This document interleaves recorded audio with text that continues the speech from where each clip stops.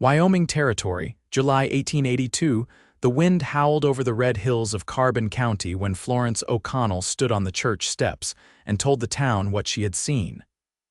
"There was a fire behind the mill," she said, voice shaking but loud. "I saw two men carry something heavy and wrapped in canvas. It was not flour sacks, it was a body." The townsfolk gawked, but nobody moved. Then came the laughter, a few mutters, a scoff from Sheriff Mallory. "Florence," he said, adjusting his belt like that made him more convincing, "you have been through a lot lately. Maybe some rest would help. I know what I saw. You lost your father 6 months ago. That kind of grief can twist a person's mind." She clenched her fists. "Do you think I would lie about a dead man?" No one answered. By sunset, the gossip had turned cruel. She was called a liar. Hysterical. Starved for attention. A little touched in the head. But Florence had seen the truth, and she had no intention of letting it rot in silence. 2 days later, she rode back to the mill alone. The path twisted through scrub and dry creek beds. Her mare, Willow, was nervous near the charred edge of the old barn. Florence dismounted, heart crashing against her ribs, and stepped into the blackened structure. She found the canvas caught beneath a fallen beam, half buried in ash. Not flour sacks, not firewood, bones. She dropped to her knees. The skull was scorched but unmistakable, a bullet hole above the brow. Someone had been murdered, and the town was pretending nothing happened. Behind her, a twig snapped. Florence spun around, heart in her throat. A man stepped out of the trees, rifle at his side. He was tall, sun-tanned, dust clinging to his boots and cuffs. His eyes were a sharp, steady kind of blue, the kind that had nothing left to prove. "You should not be out here alone," he said. "I am not alone," she said. "I have the truth with me." He looked down at the bones, then back at her. "Name's Prescott Vaughn. I saw you at the church the other day." "I do not need another man telling me to go home," Florence said, standing. "I need someone who believes me." Prescott's gaze did not waver. "I believe you," she stared at him. "Why?" "Because I was riding through just before the fire that night. I saw tracks leading from the mill into the canyon, heavy wagon, 2 horses. Someone was in a hurry." She stepped back, breath catching. "You saw it," he nodded. "I did not know what it meant. Until now."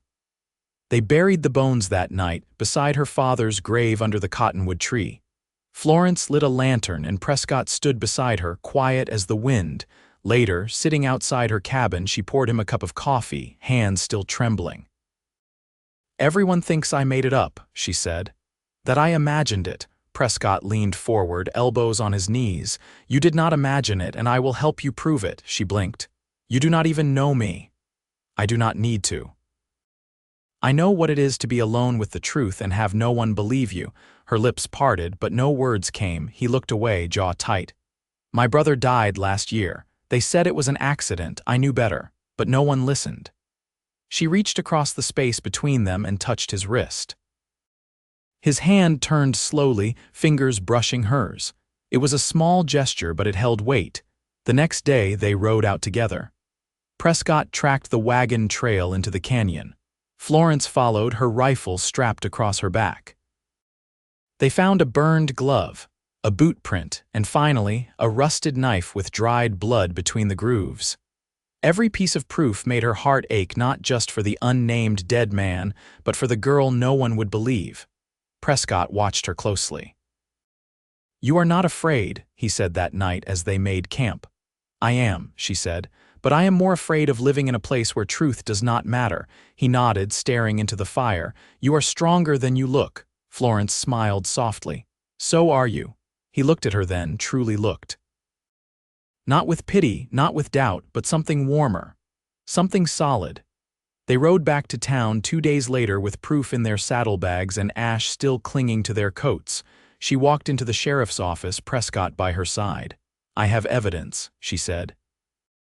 "You are going to hear me this time." Mallory opened his mouth, but Prescott stepped forward, dropping the knife on the desk. "And if you do not," he said, voice low, "I will make sure someone else does." The sheriff blinked. Florence stood tall, chin high, hands steady. "I saw the truth. And now I am not alone. Outside, the sky cracked open with rain, the first in weeks. They walked through it together, boots splashing in the mud, her hand brushing his. Prescott stopped near her porch. She turned toward him, rain sliding down her cheeks. "You did not have to help," she said. "I know," he said, "but I wanted to." Florence stepped closer. The wind curled around them, but neither moved. "I want you to stay," she said. Prescott's voice dropped low. "I was hoping you would say that." For the first time in months, she smiled without forcing it. He stepped forward, brushed a strand of wet hair from her face, and kissed her slow, sure, real. She leaned into it, heart pounding, arms slipping around his waist. And just like that, the world felt safe again. Prescott left his saddlebag at the foot of Florence's porch that evening, and she didn't ask when he meant to retrieve it. That quiet agreement settled between them easier than words. By early morning, coal smoke from the rail yard drifted low over Rollins, and the wind carried with it the tension of a town that liked its stories simple and its conscience clean. Florence tightened her shawl, watching a boy post a new broadsheet outside the Mercantile. The ink was still wet, an announcement about a town meeting to restore order and assess recent unlawful accusations. No mention of the body, no mention of her name. Prescott joined her at the edge of the boardwalk, a biscuit in his hand, hair still damp from a pump basin wash. "They're circling the wagons," he said, handing her half. "You expected that?" She took it without looking at him. "I hoped they'd want the truth, not comfort. They always want comfort first." He leaned against the hitching post, watching a shop girl sweep dust from the bakery's stoop. "But men who hide a killing don't rest easy. Sooner or later, something slips." Florence chewed in silence, then pointed to the name at the bottom of the notice. "Reverend Hanley's called the meeting. He's Mallory's brother-in-law." Prescott folded the paper and tucked it into his coat. "Then we'll find someone who doesn't owe the sheriff a Sunday dinner." They crossed to the telegraph office. Florence hesitated at the threshold. "Mr. Greeley doesn't like me much." "He's not paid to like you," Prescott said, opening the door. The operator glanced up from a ledger, eyes narrowing behind his spectacles. "Miss O'Connell, you back again?" Florence stepped forward. "I need to send a message to Marshal Leland in Laramie. He trained under my father. He'll listen." Greeley exhaled, long and theatrical. "You got coin for it." Prescott dropped 2 silver pieces on the counter. "That enough to keep you from rolling your eyes?" Greeley snatched the coins and gestured to the pad. "Keep it short. Lines are jammed with railroad business." After she wrote, Florence stepped back, folding her arms. Prescott glanced at the words but didn't ask. She was grateful for that. Outside, they passed the schoolhouse where children chased one another through tall grass. A narrow-faced girl with a ribbon in her braid paused and waved. Florence waved back. "She your student?" Prescott asked. She was. "I stopped teaching last spring." She pressed a hand to her collarbone, voice quiet. "After my father died, everything felt off balance." Prescott nodded once. "What did he do?" "Deputy Marshal." 28 years with the service. He didn't say anything for a stretch, just watched a freight wagon rattle past, pulled by a swayback team.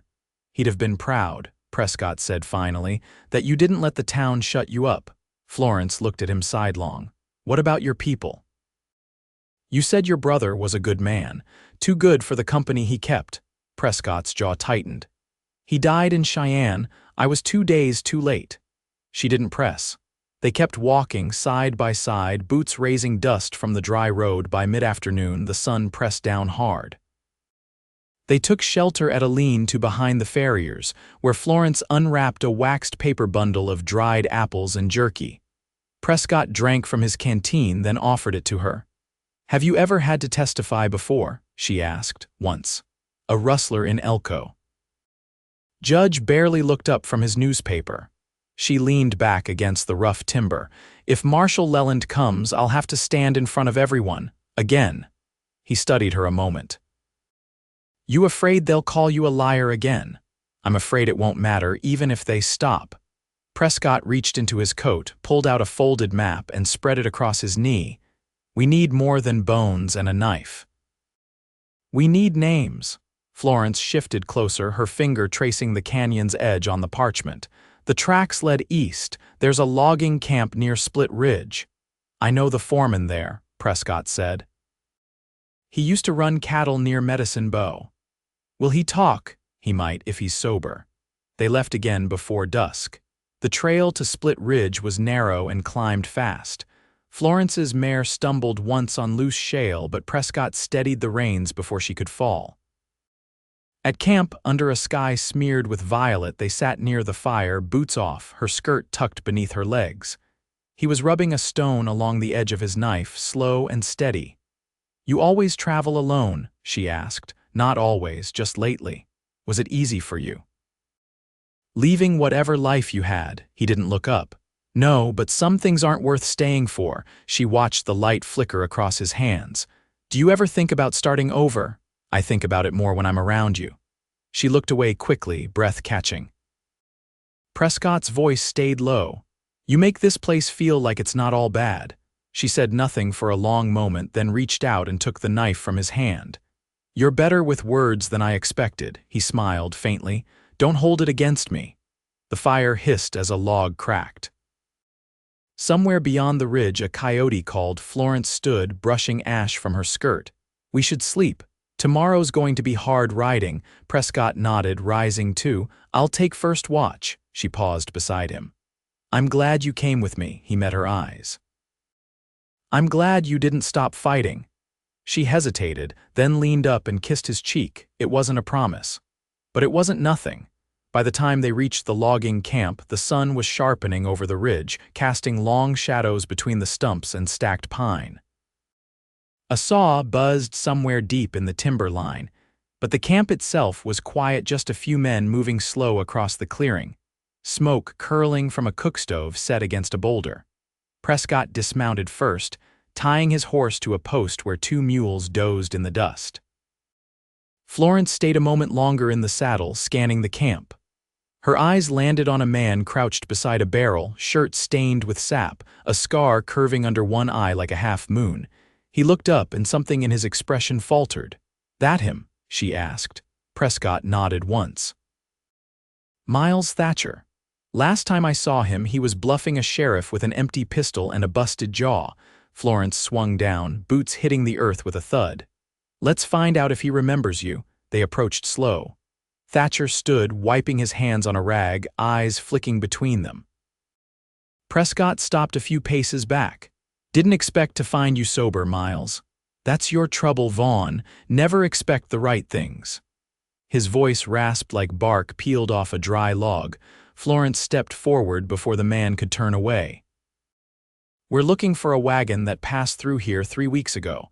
2 men, maybe more, heavy load, eastbound." Thatcher tilted his head, then spat into the dirt. "Lots of wagons come through.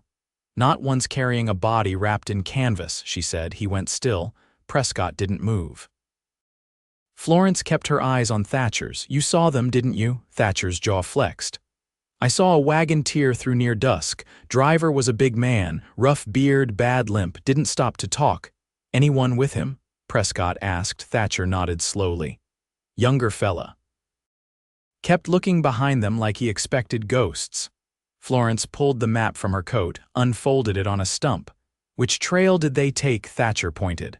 "Old mining road, cuts east past the basalt cliffs, dead ground. Nothing out there now but sage and bones." Prescott folded the map again. "Appreciate it, Miles." "I didn't say I wanted trouble," Thatcher muttered. Florence turned back once they'd reached the horses. "You already had your chance to stop it. Now we're just cleaning up what's left." They rode hard through the afternoon, the trail narrowing between dry bluffs and ridged rock. Florence's back ached, saddle leather biting into her legs, but she didn't complain. Prescott led without speaking, his rifle balanced across his lap. They made camp just before dusk beneath a wind-carved overhang. She gathered dry brush while he struck flint to steel, coaxing a flame from brittle twigs. The silence between them wasn't heavy, it was careful, like a thing being built plank by plank.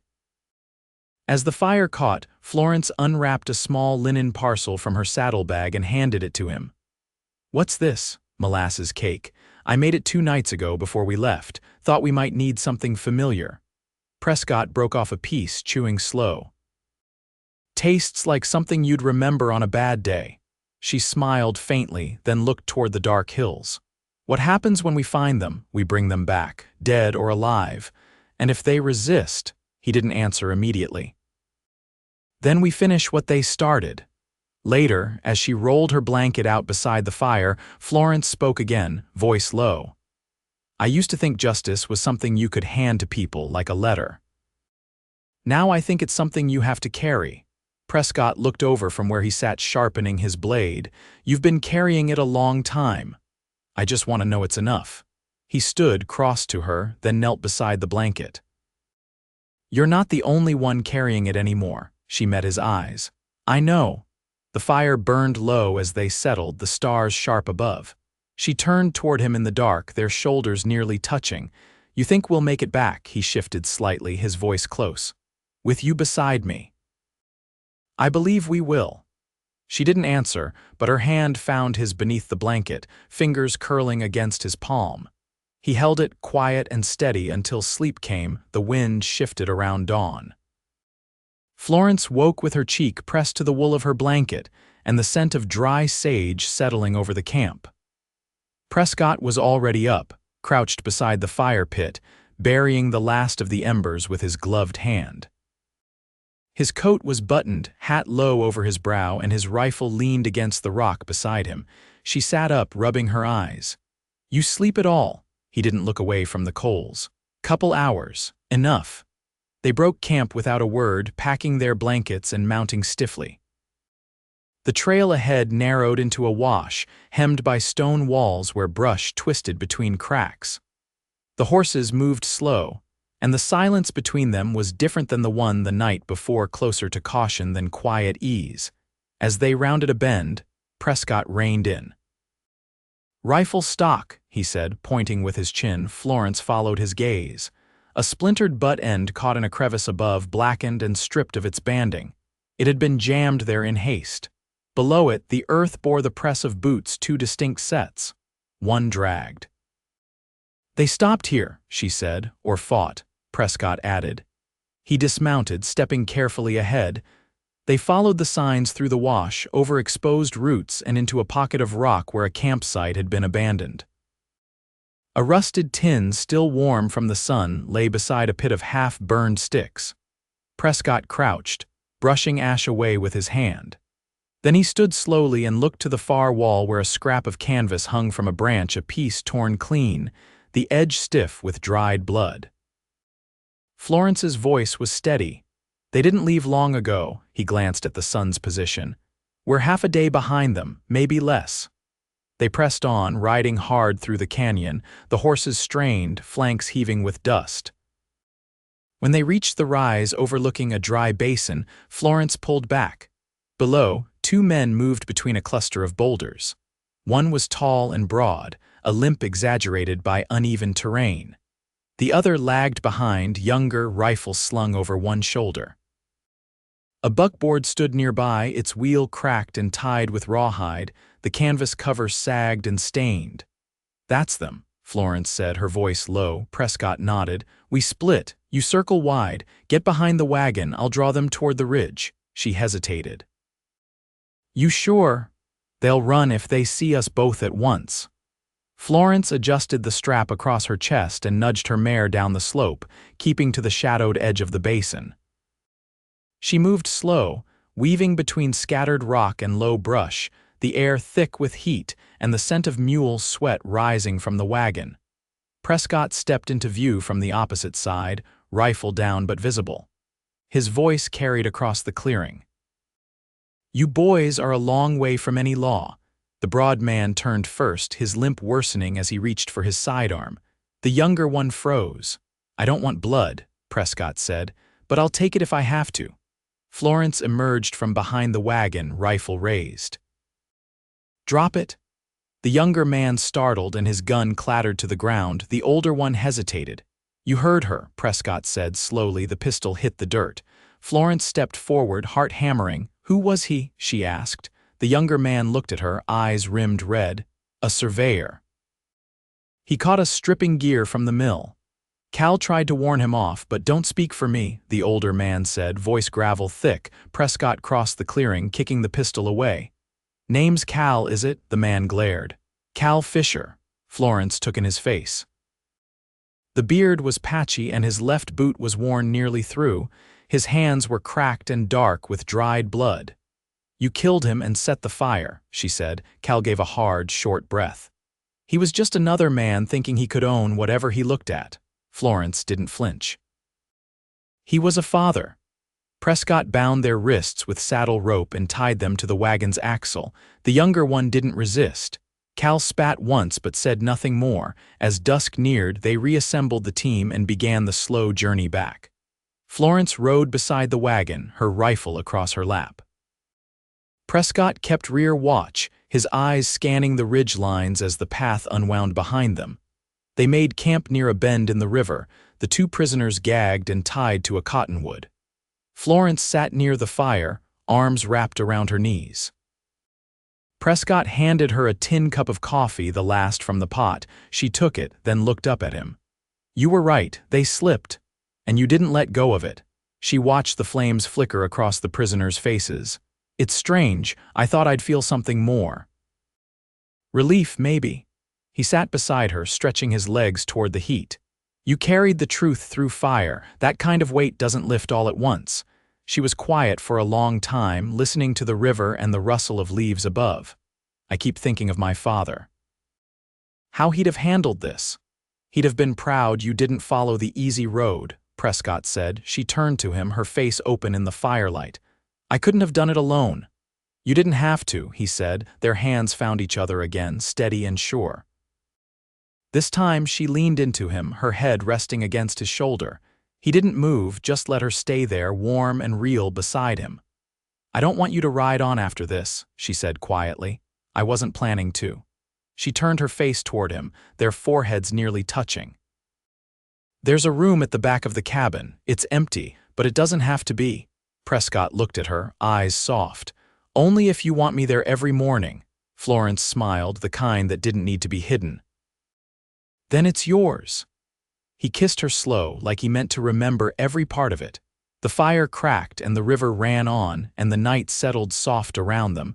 They had found the end of the trail and the beginning of something better. They reached Rawlins at midday under a sky the shade of hammered tin, the wagon creaking into town behind them.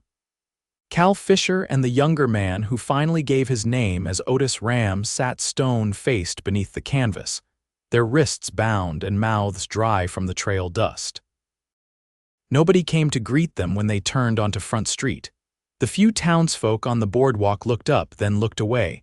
Florence guided her mare with a steady hand, her jaw set. Prescott rode beside her, his rifle resting across his thighs, his face unreadable. They said nothing until they stopped in front of the sheriff's office. Sheriff Mallory stepped out onto the stoop, his badge dulled by grime. He squinted at the wagon, then at Florence. "You bring me trouble," he said. Florence dismounted, tying Willow to the post. "We brought you justice." Prescott walked to the back of the wagon and pulled back the canvas. Mallory's mouth twitched when he saw the prisoners. "Marshal Leland's on his way," Florence said before Mallory could speak. "He wired this morning. He'll be here by nightfall." Mallory looked between them, the lines in his face tightening. "You took the law into your own hands." "No," Prescott said. "We took it back."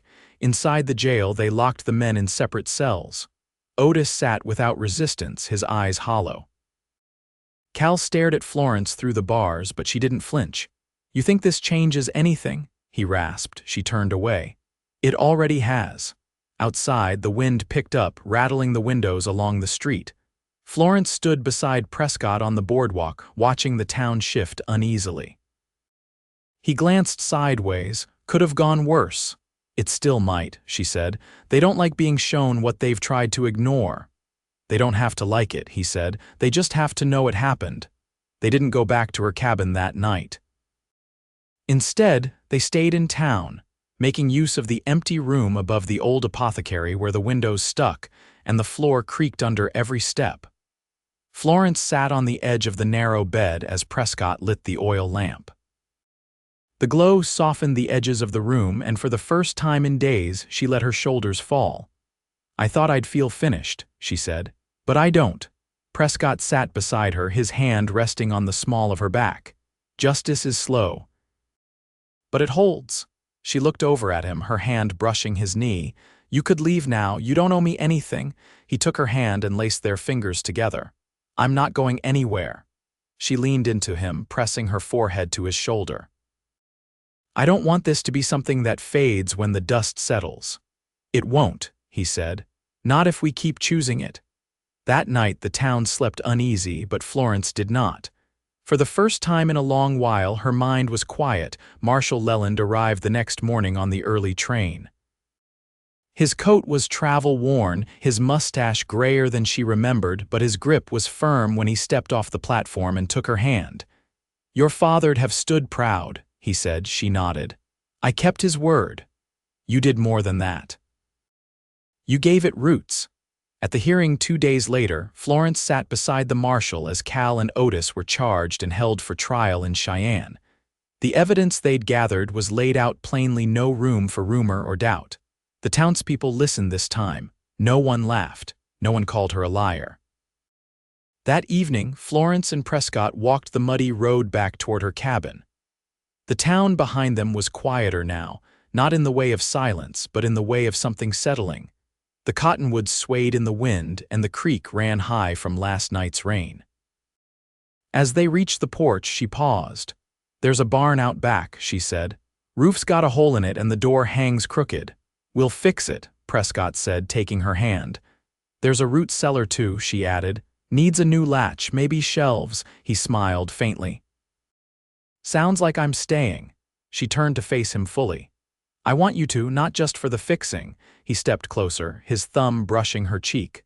"I know." Florence took his face in her hands, kissed him slow beneath the eaves while the wind rattled the chimes her mother had hung years ago. His arms came around her, sure and steady, and the world narrowed to breathe and warmth and the scent of pine smoke drifting from the chimney. They spent the next weeks mending what had worn thin. Prescott built a new gate. Florence patched the garden fence with scrap wood and twine. The barn roof was fixed before the first frost came down from the hills. They planted winter onions and hung dried apples from the rafters. Some evenings, they sat on the porch with mugs of chicory and watched the sun bleed gold across the ridge. Others, they read from her father's old books by lantern light, her legs draped over his as he traced idle circles along her knee. He never brought up leaving again. She never asked him to prove he'd stay. They built a life slow, like anything meant to last. When the trial came in January, Florence testified in Cheyenne with Marshal Leland at her side. The courtroom was cold, but her voice never wavered. Cal Fisher was sentenced to hang. Otis Ram was given 12 years. Neither man looked at her as the verdict was read. She returned home to snow along the fence line and a warm fire already burning. Prescott met her at the gate, brushed the wind from her coat, and kissed the cold from her lips. That spring, they planted squash and beans. Prescott added a lean-to at the back of the house for tools, then started drawing plans for a second room. Florence taught again, just 2 days a week now. The children brought her wildflowers and stories they'd heard at home. She wrote letters for those who couldn't, stitched gloves for those who needed them, and kept a ledger tucked in a drawer with the old badge her father once wore. On the morning they married, it was just them, standing beneath the cottonwood where her father rested. No preacher, no crowd, just hands clasped and promises spoken plain. She wore her mother's brooch. He wore his best shirt, the one without a tear. Afterward they walked home together the long way, past the creek and through the meadow where the grass came up to their knees. It was not a loud life. But it was true, and it was theirs, and that was enough for the rest of their days.